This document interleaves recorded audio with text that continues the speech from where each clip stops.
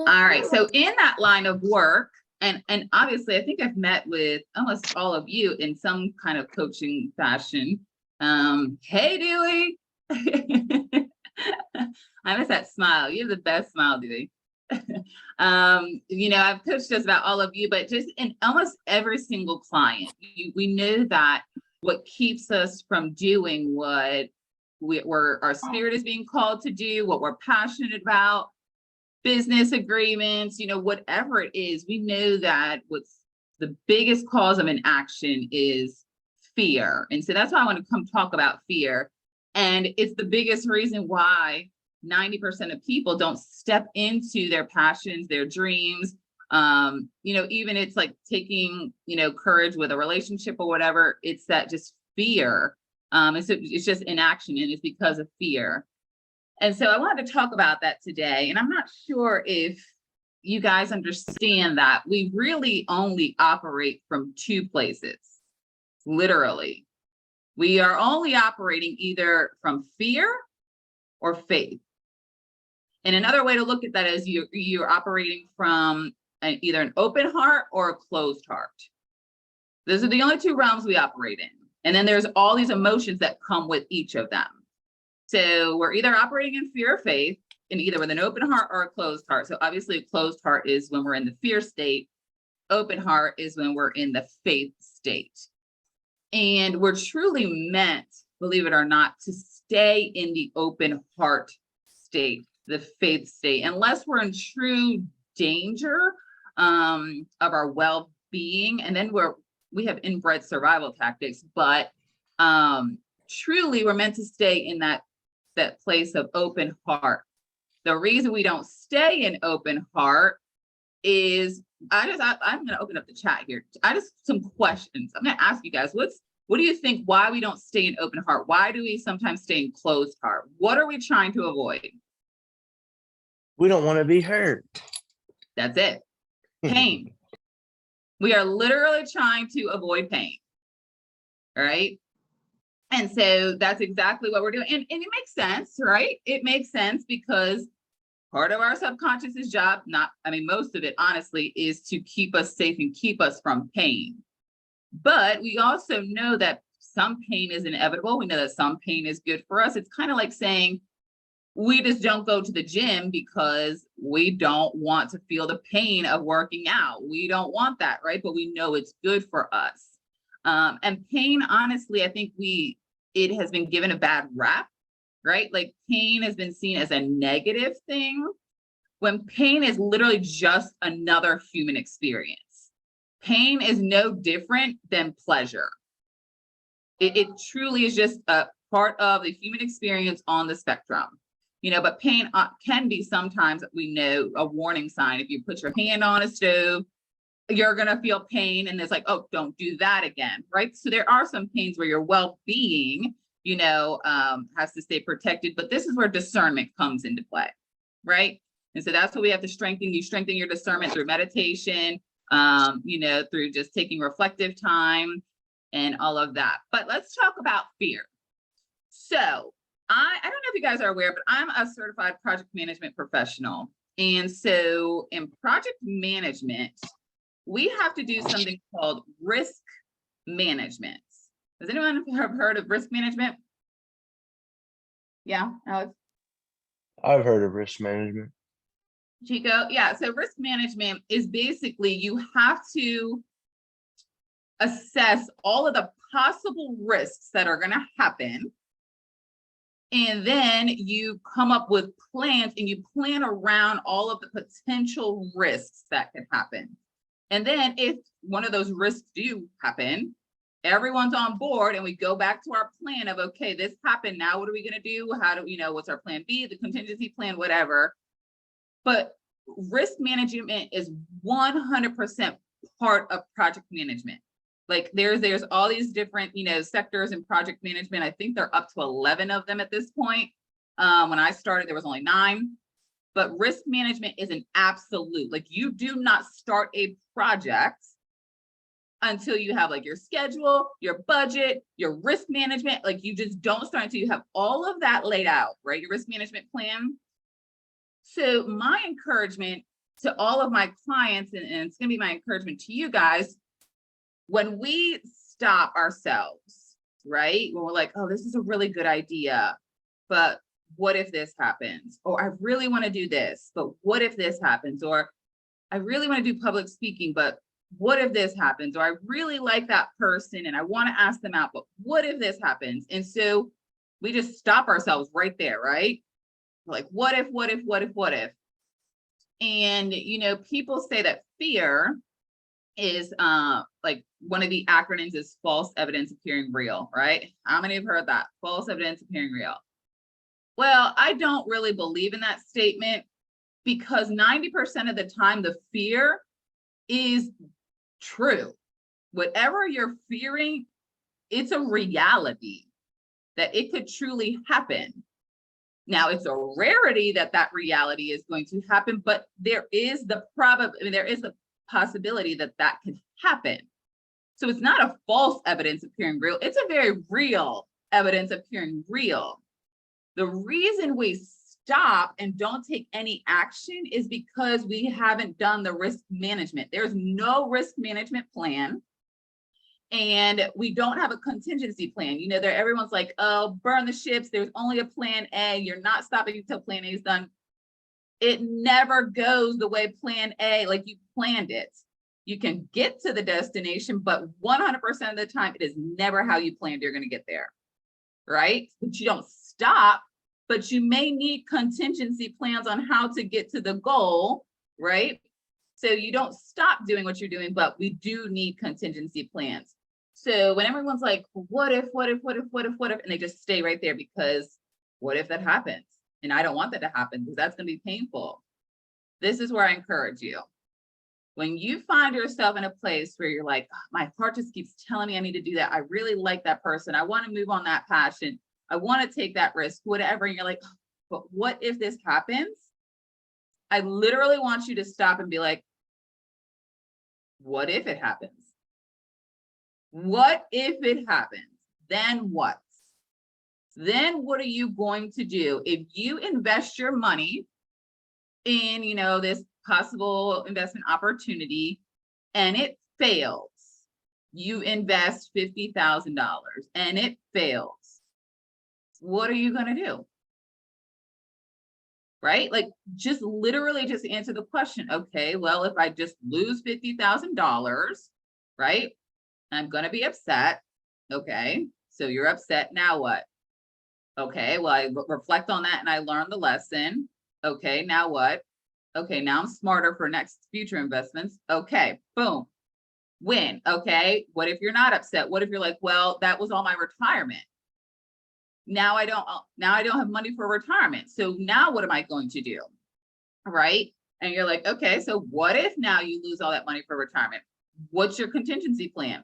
Do you have another plan to make up for $50,000? You know, is the risk worth the reward? You know, can you, do another investment, a different kind of investment? It's literally just answering the question, what if, and then coming up with an answer. You know, I had a client who was terrified of public speaking. And I'm like, okay, what's the fear of public speaking? She's like, well, what if I sound stupid? Okay, what if?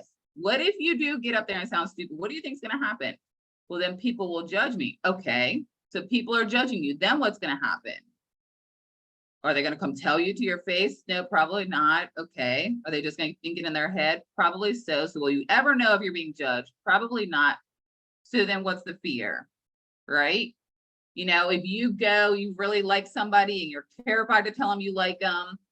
Well, what if they say no? Okay. What if they say no? And I don't know why my camera is blurry. It's taking a moment to focus.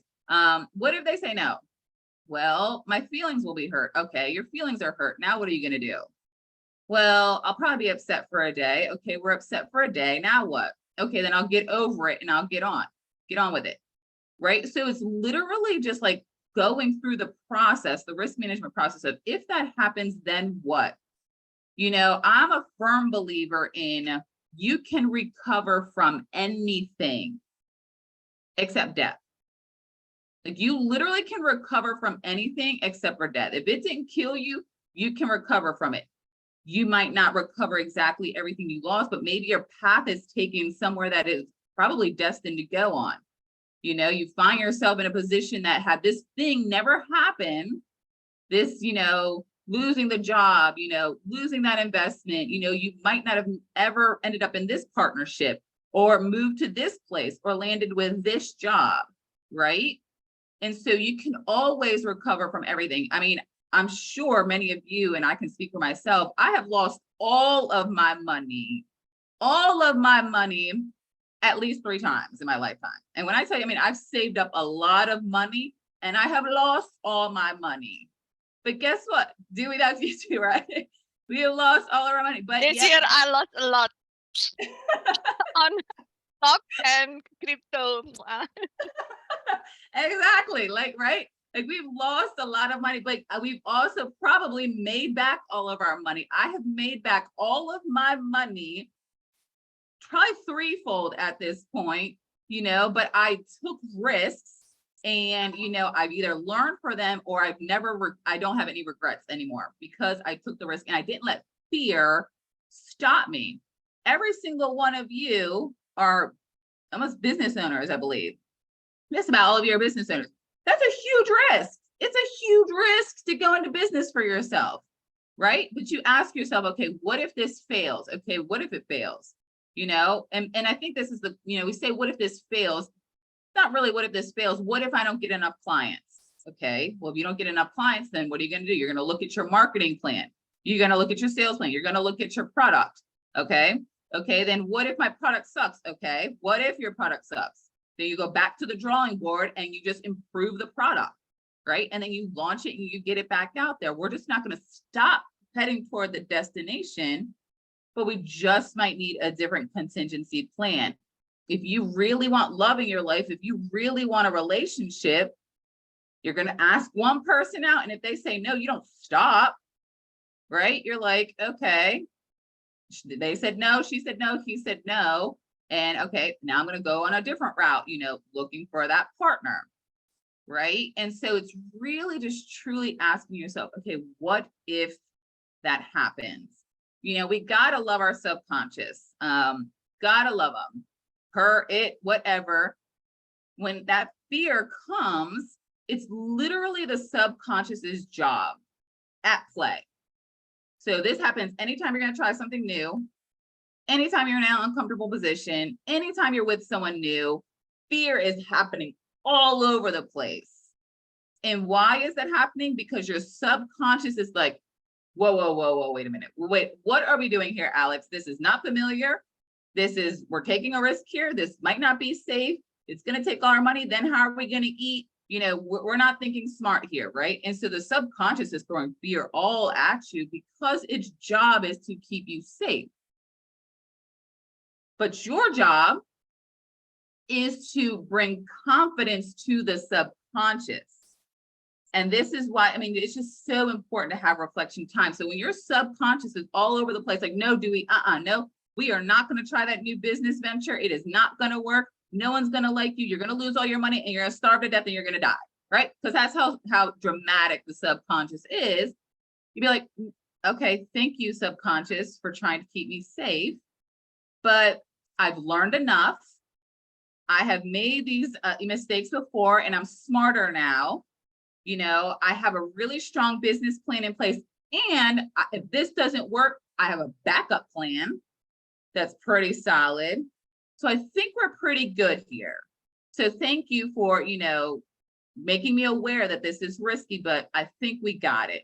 And then that's where faith comes into play. That's when you move from the fear state to the faith state, right? And it takes a lot of confidence, not confidence, because confidence is a byproduct, but it takes a lot of courage. It takes a lot of courage to kind of move from that fear to that faith. But at the end of the day, it's a 100% trust and faith in yourself and God, period. Like, it's like, I I'm betting on me. We're going to do this and I know we're going to be okay. Right?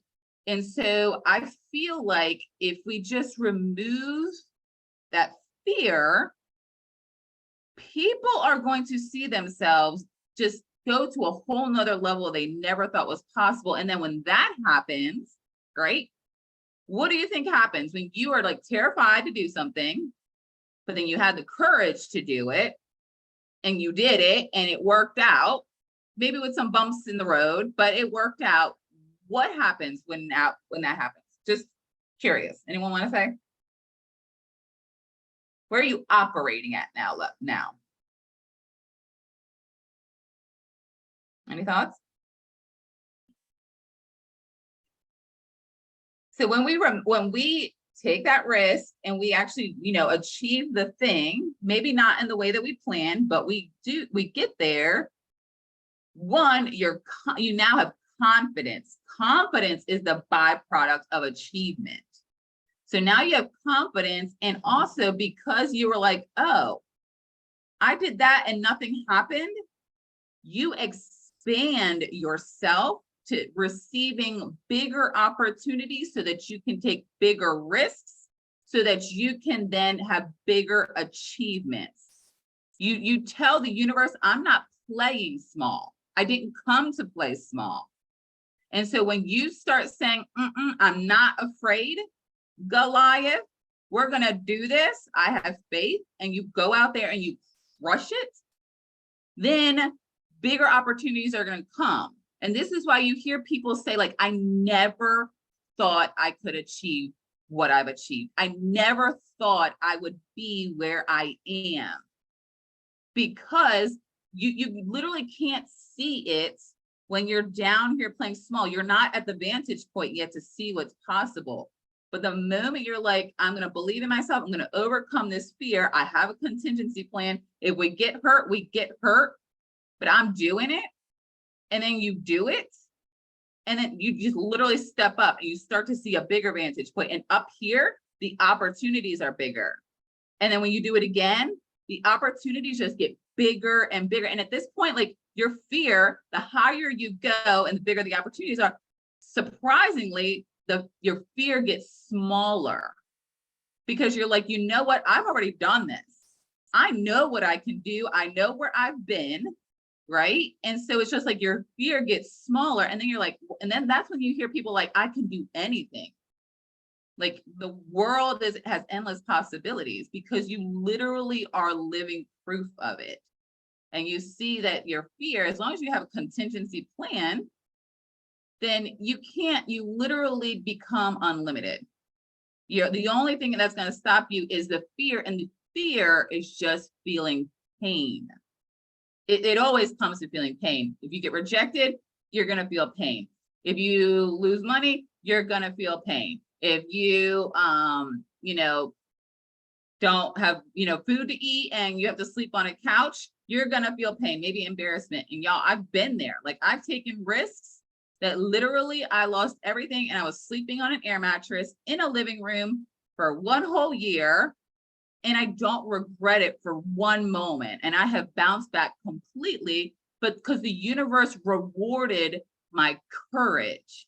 And I was like, I am not stopping. And then when it came back around, an opportunity just literally came out of the blue. When I tell you literally came out of the blue, I literally got a text from someone I had not talked to in 2 years, and was like, hey, do you want to do this? And it's just how it works. I can't explain it. It's just how it works. But what I want to leave you guys with today is, when that question pops up, what if? I want you to take a moment and stop and answer it. Give me 1 second. Yes, baby. Those are lions, so ask Lion if you can have them. Sorry. But baby, those are his. Okay. So find another snack. Sorry, guys. So yeah, I just want you to stop and answer it. Okay, what if that happens? Now what? And then keep going until you're like, oh, I guess it's not that bad. Let's do this. So that's what I wanted to share today with you guys on fear. I guess we'll open it up for open discussion and thoughts, or even, sharing kind of your own testimonies around this. with the group would be great. First of all, I wanted to thank you for hopping on and bringing it. And I know your son is sick right now, and so I really appreciate you hopping on anyway. I admire moms, especially single moms, and that are entrepreneurs at the same time. You guys blow me away. The strength that it would take, the courage. I relate to what you're saying. Risk management is a big part of my business as well. Understanding all the risks and being able to put them in a timeline, is really important. To any successful endeavor. So would you say that fear sometimes is a result of doing that process, that risk management? Like, because you're like, that's where you're saying, what if, right? Yeah. What if? Mhm. What if this happens? What if that happens? And being willing to answer that question, but not let it paralyze you. Exactly. Yeah. And that's my thoughts on it. Anybody else would like to say anything? I relate with Lyneka when she said like, usually if I have fear, like sometimes my friend called me crazy because I just do something that I this is how so I relate with you. Like, what is the worst case? Like the worst risk? Like if it is not die, I will just do. Yeah. My friend Exactly. asking me how your brain operating because they call me crazy. If I'm not die, I will just do. Exactly. I'm the same way. And my friends call me crazy too. I'm like, is it gonna kill me? No. Okay, we're doing it. Like, Yeah. we're doing it.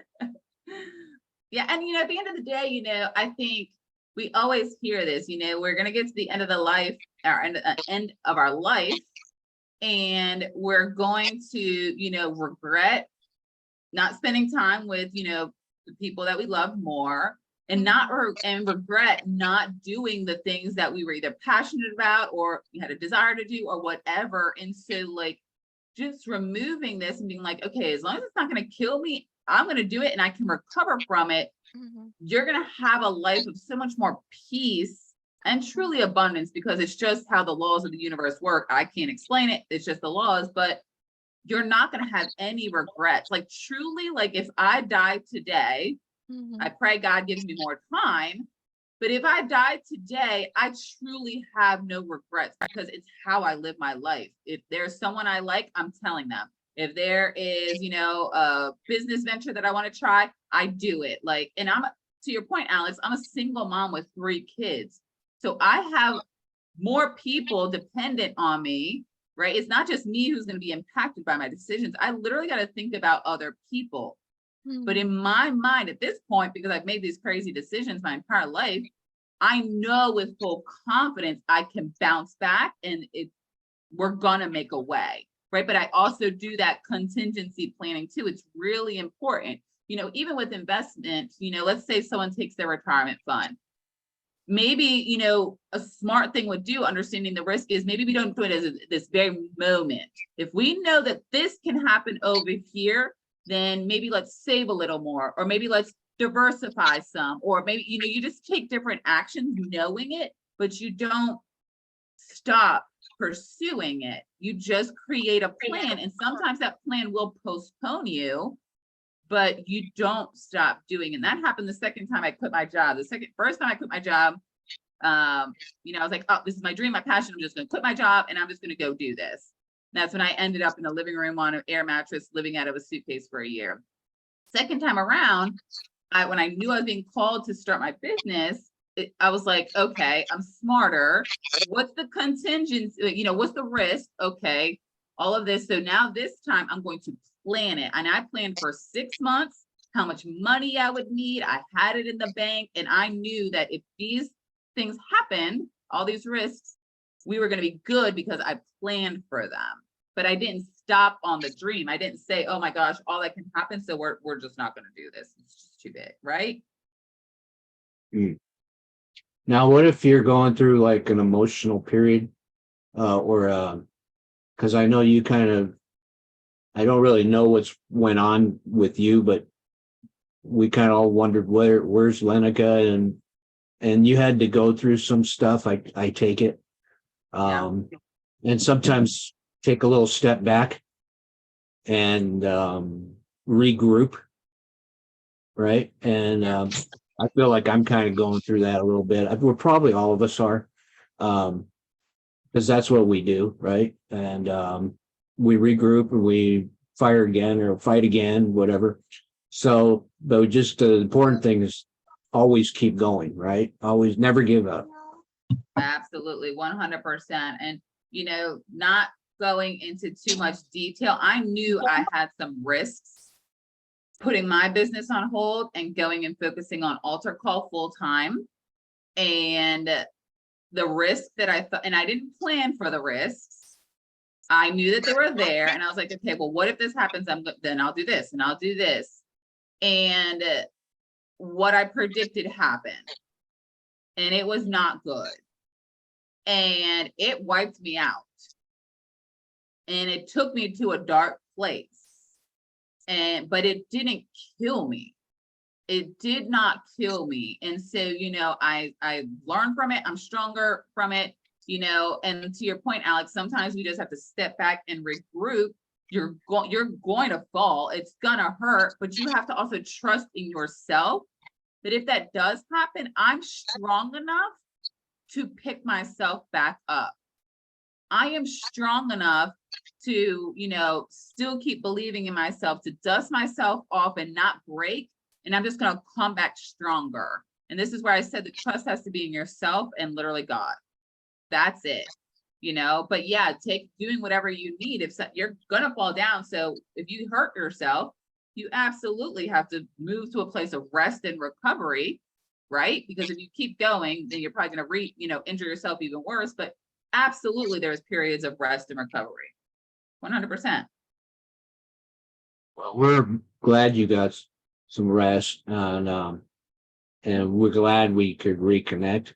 And that was the beauty of that group, by the way. And I think it was a bunch of, or still is, a bunch of entrepreneurs trying to network, figure things out. And a lot of us have made friends outside of the group as well. And it's wonderful that we can continue that in support of one another and showcasing one another's talents. And the more we can network, you know, the more people you know in the different fields, that's a resource. That's a resource. So, you know, like Jenny, she's a coach as well. And I've used that resource. Lyneka, you've helped me. Dewey, we're looking forward to next week, I hope. Are you ready to let your light shine? Yeah. All right. Because Dewey, tell us your talent. Tell us what you're doing. What you're doing. Oh, I would like to share how to generate leads using social media. I use zero advertising to get client. I got several business. Previously, I have export import before I moved to United States. Mostly I use LinkedIn. And then during pandemic, I got deal using LinkedIn. I got client $1 million worth. It's using social media, zero ads. Now I start to run like a coaching business. I use social media to zero ads. So I will share how to use social media, not to consume, but how to get leads, but how to systemizing it, how to create content that engage with your target market, and share more of your story, because I know many of you have inspiring story. Like Alex, I really want you to start telling your story. That's super inspiring. Yeah. I need you to coach me on that. You could be behind the scene, Alex. Like I really want you to be on the stage and shine. Oh, thank you. So maybe all of you already have in, huh? Pardon, Jenny? It's part of what makes him so sweet, is that he has this amazing story and he's so shy about it. And it's Yes. Because maybe all of you already have the money, but life is not about the money. You want to inspire Yeah. people, create an impact, like, and leave a legacy. You want to, Yeah. hey, when I leave the world, I want it better after I lived it. Like when I enter the world and I live it, it's better world, you know? Amen. Yeah. Yeah. So I would like to share some How many followers do you have, Dewey? or now maybe 200,000 more than that. All social Okay, media. Yeah. just think what you could do with 200,000 followers, guys. And you don't Well- need to be on social media every day. Okay, I will tell you how to use the tools, and then usually one day a week I make video. Sometimes in a day I make like 20. If I'm not productive, I make 3, 5. When I'm productive, I make 23 video in a day. Edit it using my phone and then scheduling it. So that's So next what I week, will say. right? Next week we got Yes. you? Okay. Okay, great. All right, perfect. I want to say Yeah. something to Lyneka. Okay. Lyneka, thank you for sharing. I understand that you are a single mother. I was a single mother for 9 years. So I understand your struggle, but I want to encourage you. Actually, my business is growing after my divorce. Like during my divorce, I only have one store. After I divorce, it goes like maybe 2 years after I divorce or 3 years. I have 9 branches in Indonesia. So sometimes after divorce, it's like sometimes when we have toxic relationship, it holds us back. Like having a very heavy backpack. So I just want to say like have a good fit in you. That's all. I know your son is sick now. Yeah, but 100%, you are 100% right with that. I mean, you just have to watch what's pulling your energy. Because Yes. like if you can't show up in that full energetic field, like then you're not going to be attracting all that you should be attracting. And so, yeah, absolutely 100%. Mhm. Hi, You guys Lyneka. are awesome. Go ahead, Jenny. Jai. I wanted to, oh, I'm sorry. We'll go with Jenny first. Go ahead, and then Jen. Oh, okay. Yeah, go ahead, Jen. Hi, Lyneka. It's nice to see your face. I feel like we haven't seen you in a while. I think you were right when you were saying, I think we've all, or I don't know if you said it, Alex, we're all probably going through something like that, like where we need to remove ourselves from a situation because I don't know. I forgot exactly what you said, but I feel like with that, for me, that was with my salon and with taking my clients. I had to stop taking clients at work because I knew I needed to go full blown into coaching. And I feel like it's a part of me that knows I would have been kept small staying in that and giving my energy to something that I will be small at, like I know I have more to give, and it's a choice of like fear and love, basically. And I always go back to that with so many things because it's from A Course in Miracles, which I love, but I feel like that's one of my favorite lines from A Course in Miracles. You choose things out of fear or love.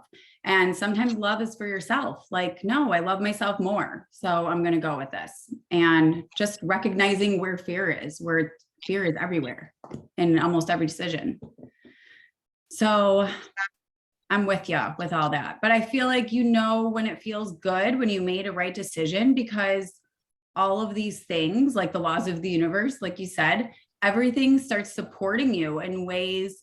There's people that come into your life that start supporting you. There's situations that support you. So it's like you have these stepping stones because you trusted yourself and because you went with your gut, and you just chose yourself instead of fear. I love that. That's absolutely beautiful, Jenny. And but you're so right. You're so right. And I think that's why like it's so important to kind of do those like step backs, Alex, and really work on self-love. Everyone's like, oh, you got to work on you so that you can pour into others. But truly, when you have self-love, you remove fear and you remove desperation because you are so full. You have everything you need And so you have a better, level of discernment, because you're not just, going for the immediate because you are at lack, right? You are so full with self-love. And so you can wait for the right opportunities for something that's more aligned with you. You do it from a place of just trust and confidence in yourself. But it truly starts with self-love. And that's where I was with my divorce. It was just like, it took me a long time to make that decision, knowing I was in the wrong place, but also like it was all that fear. It was truly fear. I was just, you fear all the things like, what if I'm alone for the rest of my life? How am I going to support myself? All these things with fear.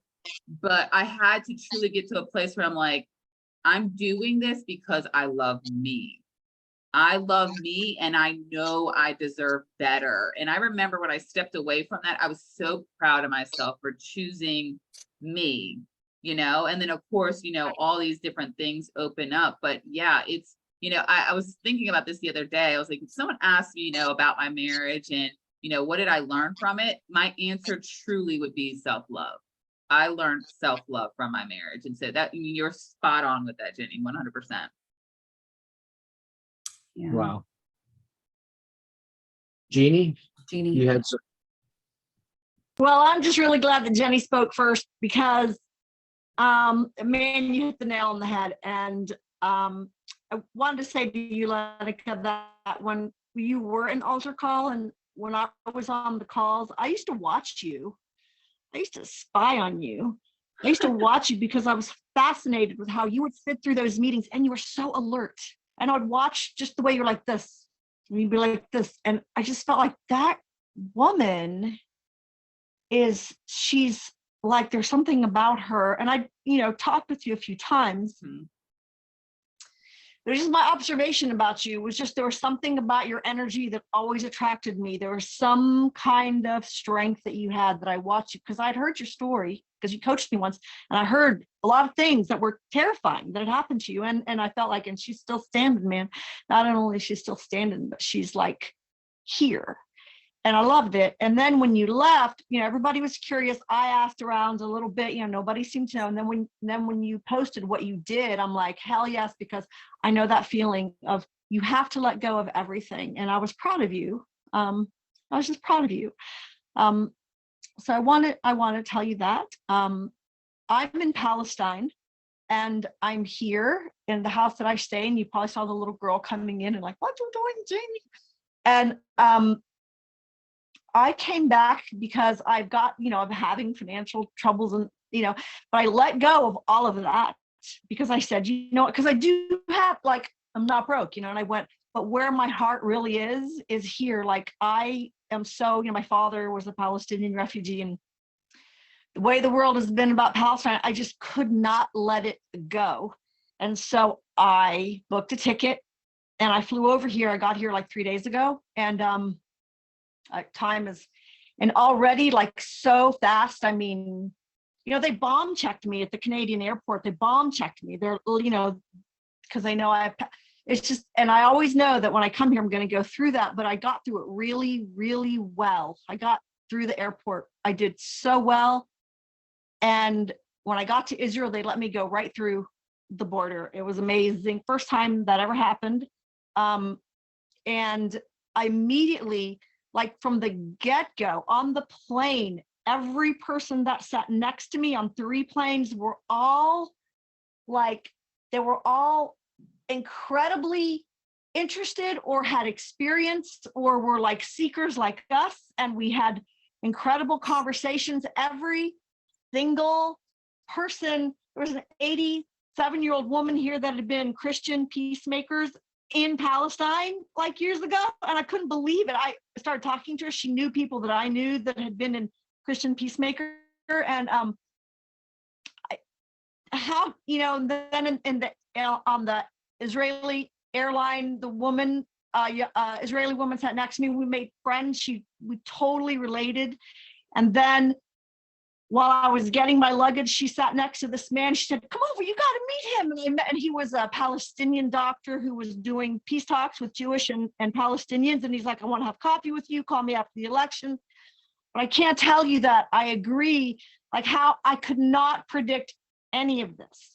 And so here I am, day 3. I got out my notebook finally today. And like last night, I got invited to a fundraiser in Jericho, and it was incredible. And I'm meeting these amazing women that are doing work with like women empowerment and nonprofits. And I guess what I want to say is that sometimes the fear that I have to face is like the money fear was like secondary. I had to get to what do I really, really care about?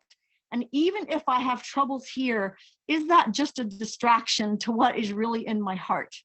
And that's what I had to realize, that I had to come back. And so I have an idea, but I appreciate, Lyneka, what you're talking about. I'm not good at making those backup plans and those plans. And Jenny probably understands that for like the kind of person that I am, but I want to think that it's good for me to work on that while I'm here too. But I just think that I'm stepping through the fear of, I'll never see my friends again. Will they hurt me? I could start crying, but I am just really feel uplifted right now that I am here for a reason. And I'm really grateful. And I'm grateful because listening to you all, I'm just so, it's true. You're right. When you walk through, miracles happen, that you can't expect. And I think that's happening. And I think that how I operate is I have to love more than I fear. And when I love more than I fear, then I am better at action, and the rest is just distraction. So, and I've listened to a lot of distraction in my life. So that's it. I'll stop right there, but I relate to every one of you. Like every one of you, you say something that I hear, and I appreciate it every time. You have to trust that the people that are meant to stay in your life will stay in your life. And the people that are meant to go because maybe they don't serve you anymore for whatever reason, that's okay too. Like it's all about trusting God, trusting the universe. I mean, yes. And who comes in? I had a friend in my life that I had to let go of years ago. And she was my birth coach with my oldest son. I was a single mom for years too. And I have to tell you that she came to me in a dream, and she was so beautiful, just the way her beauty could have been if she'd have loved herself. And I couldn't believe it. And she was so loving to me. And like it was almost like she was telling me, be your beautiful self. And I started thinking about her a lot, and I started looking for her online. I found her obituary, and I'm like, she had died. And I felt like she came to me in this amazing, there was no, like, why did you stop being my friend? It was all about go, do it, love yourself. it was like her higher self that came to you. It totally was. And she was telling me to use mine. It was beautiful. Wow. That's cool. So we leave them, but we don't really leave them. So we're coming up on the hour.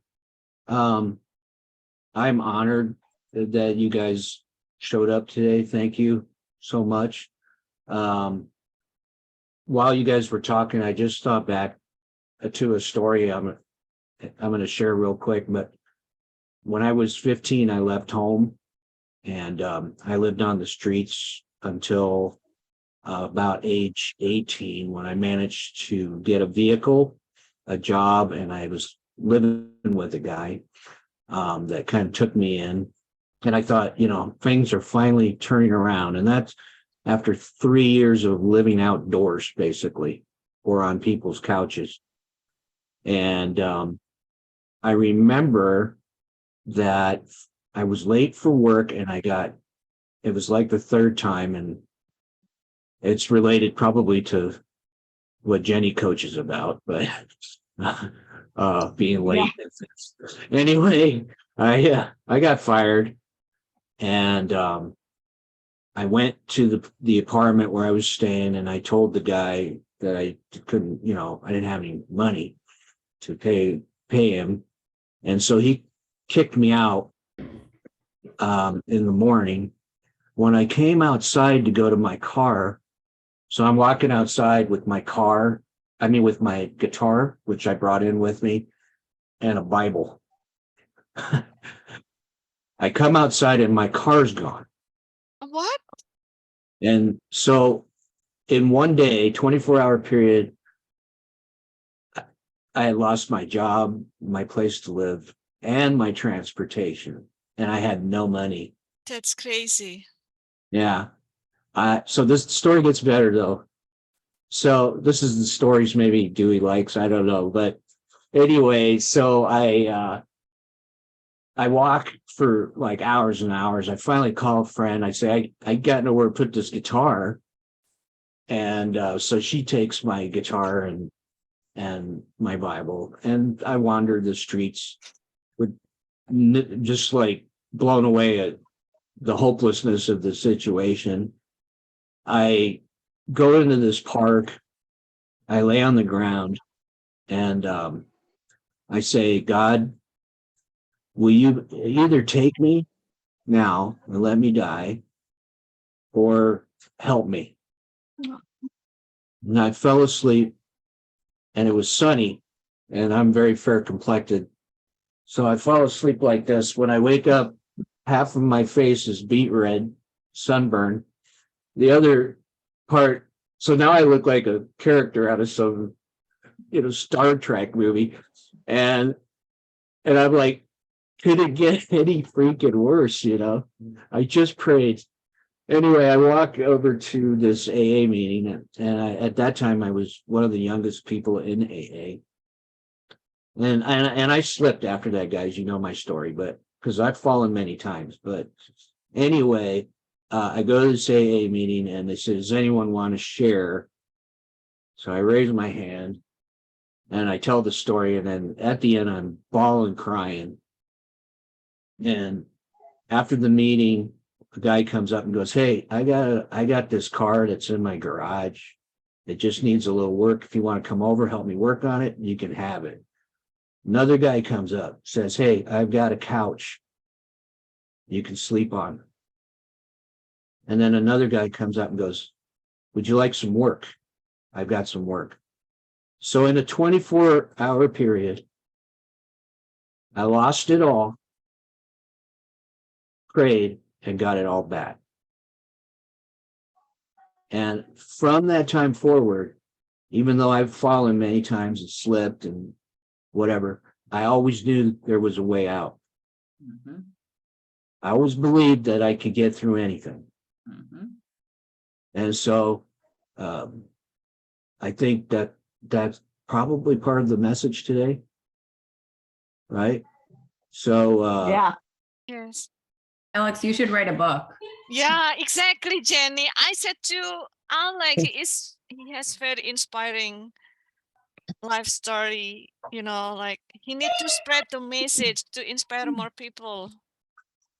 right. There'd be a lot of slips and falls in there, but anyway, things are good now, but anyway, I'm finding out some things that I should have known when I was younger, thanks to Jenny. And thanks to this group, guys. So really appreciate it. Joe, you got anything, or Alyssa? I do want to share this really quick. I have a book that I keep prayers in, and I like date them because I like want to see like when God answers them. And it was on September, I want to say 19th or so. I wrote in there, God, please bless me with high quality relationships that will support, your purpose in me. And then I think Alex, like you reached out to me, like, I want to say like, I don't know, maybe it was like 2 weeks later, inviting me to this group. And so I'm just, to your point, I'm so thankful for Altar Call for bringing these relationships. But then it was just crazy how it's just like, I prayed, I'm like, please let me establish some like good quality relationships. And then I'm being invited to come back with all of you beautiful people. And so, it's amazing. It just truly is amazing. You can't make some of this stuff up. You can't. Yes. Can I add a little bit, Alex? Yes. I feel in Altar Call, Alex is my only friend that really care. I share about my something super bad, and Alex really support me in that small group. Alex is my first friend in Altar Call. And I feel that Lyneka is my favorite coach, and the second is Jordan. I like Jordan. He is like But suddenly he gave me brilliant ideas. That's Jordan. What I really like about Lyneka, I think he is caring beyond money. I mean, like, I can tell if a coach is coaching you because they want your dollar, but I feel like Lyneka do it because she cares. I can feel it. That's what Oh, I yeah. really amazed from Lyneka. She cares and she is passionate. That's what makes Lyneka amazing. So thank you. Oh, thank you for those sweet words, Dewey. And thank you, Jeannie. I didn't thank you either. Very sweet words. Joe, you got anything, buddy? Yeah, I just want to say it's great to see everybody. Thanks, Lyneka, for showing up. It's great seeing you and hearing what you have to say. Yeah, well, I missed you too. It's like I've seen a lot of people leave altar call and it's just like people just disappear sometimes. It's good to see you, and what you shared today was great too. I've had that happen to both myself and other people I know where you just had a disconnect from everything. Sometimes it's necessary for the healing. And I thought that might have been what was going on, so but it is great to see you. I'm glad you came and I got a lot out of what you shared. Yeah. Lyneka, are you not in altar caller anymore? Are you No. not coaching anymore? Okay. I wasn't sure if like it was just you took a break and you decided to come back. So are you in altar call still? Oh, okay. So And I actually Lyneka- had to part of the reason I went completely off grid is because, I mean, my life was so intertwined in altar call and I needed to completely detox from it. And so like that required me not talking to people that I really care and love about because they're wrapped up in altar call and I couldn't like be on social media and see them tagging altar call and all of this stuff. And so I just really needed to like completely detox and then be like, okay, I'm good now. I can come back. Yeah. Nice. Feel free, Lyneka, to post your landing page or whatever you have in the group, so that people can reach out if they need some coaching. Sure. And because that's kind of what this is all about. I want to promote everybody that I can. So that everyone can kind of just increase their network and their resources and have a spotlight. Sometimes you need to practice what you're going to say. And especially if you're going to do a webinar, right, Dewey? So, and so next week we got Dewey. And I'm really looking forward to that as well, because I know she's got the talent. Thank you, Alex. Yeah, This is why I joined Altar Call for this exact reason, how to like grow my business in the social media world and everything. And I'm still not really getting answers with it. I don't know if they don't have like a marketing person specifically, but I don't know. I'm getting some answers here and there, but nothing that's getting major results. So I'm excited to hear what you say, what you have to share next week. See you next week, Jenny. Yeah. All right. Can I say something to Jenny Almas? Yeah. Yes, please do. Jenny, I'm from Indonesia and we really love Palestinian because during Indonesian independence, during Independence Day against Dutch, my husband is Dutch now. We were colonialized by Dutch for 3 centuries, and when during Independence Day, Palestine is the first country. Saying congratulations to my country. So we always think like Palestinian is our friend. So now, what people don't realize is that I'm part Indonesian and Dutch, and Dutch. Ireland. Yeah, so my life. Great grandfather colonialized my great grandmother. Yeah, so but also my dad was born and raised in Indonesia and immigrated twice, just like you do. He's immigrated twice. So, and then he started the Indonesian Students Association in California, and also the Asian American Business Association in California. So my dad founded those two groups. And I can remember being a little white boy with my white mom in a room full of 30, 40 Indonesians and Asians, and I felt right at home. But it was it's fast. I think that's how we kind of got talking, right, Dewey? We started talking about Indonesia, and you were like, "Are you kidding me?" Yeah. Alex looks But, very white, Yeah. I'm so, very brown. Thank you. Thank you, Dewey. I really appreciate that. Yes. I appreciate it very much. Thank you. It's Thank great. all right, Jenny. guys. I love it that you called Palestine a nation. I appreciate that you called Palestine a country. Thank you for that. Yes, we Yes. are a country. Yes. Good. And I don't know, Alyssa, if you wanted to say anything, or if not, we're glad you're here too. And she made. Thank you, Alex. Not really. This has just been a wonderful experience. And I look forward to many more get-togethers. And yeah, you're welcome. So you don't have to be a member of Altar Call, or you can be from any, and I invite you, if you know entrepreneurs that can benefit or that can add to the group, please add them. Or let me know and I'll add them to the group chat. So anyway, that's it, guys. Do you Thank have you an all. actual Facebook group with everybody involved too? Well, I'm not that talented yet as to how to do that. So I have a Telegram group. If you want to private message me your phone number, Okay. I can add you to that group. But yeah, Cool, just okay. private message me though. Don't put it in the group. Don't put your yeah. I Unless won't. you all right. So other than that, guys, thank you so much.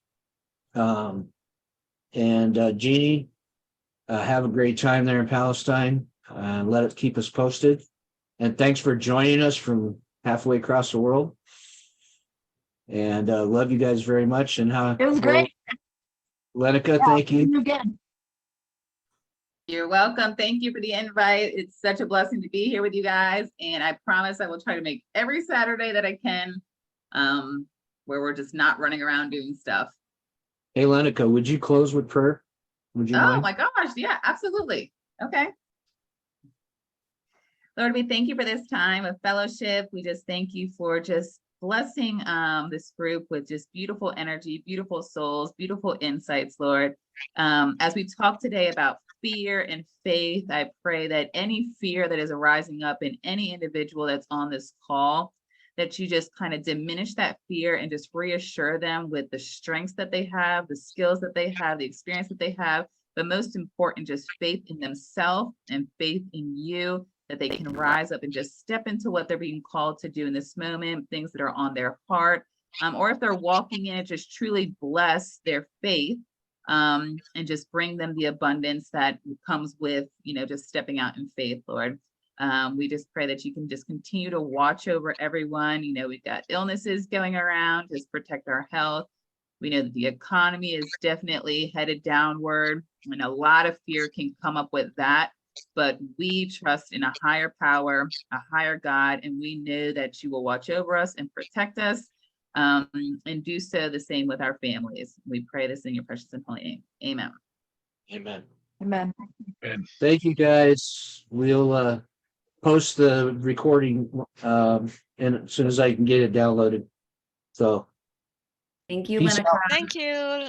Thank See you, you guys next Jenny. you. Thank you, Joe. Thank you, Jenny. Thank Thank you, you, Alex. everybody. Thank you, Thank Lisa. you, Bye. Jenny.